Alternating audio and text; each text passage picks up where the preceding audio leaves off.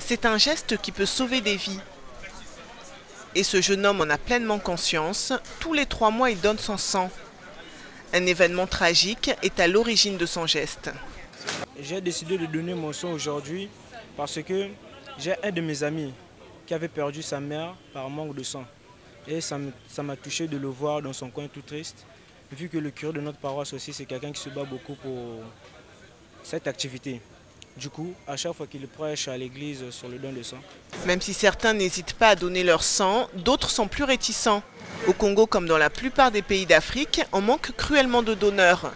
Peur de l'aiguille peut-être, mais pas seulement. Il y a certaines considérations religieuses, par exemple les témoins de Jéhovah, qui n'adhèrent pas au don de sang. Et quelque part aussi, les gens pensent que le don de sang, le sang, c'est mystique, et donc ils mystifient le don de sang autour de leur croyance. Il y a aussi le problème, semble-t-il, dans la société, on pense que la poche de sang est vendue au centre de transfusion. Non, il n'en est pas question. C'est un coût de cession. Et c'est un coût qui a été fixé par le gouvernement.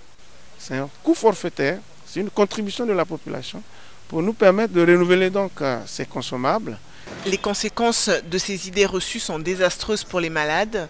Et pour sensibiliser la population, les banques de sang peuvent compter sur la mobilisation de la société civile.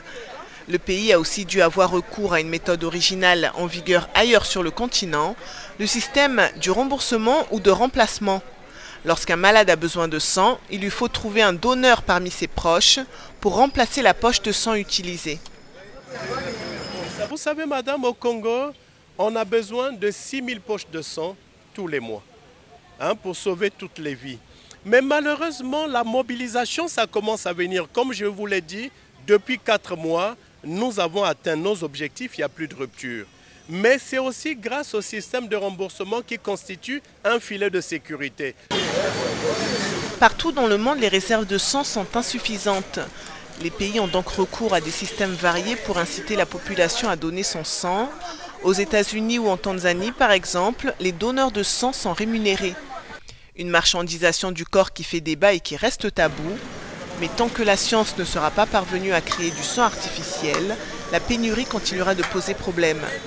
En attendant, il reste la sensibilisation à grande échelle.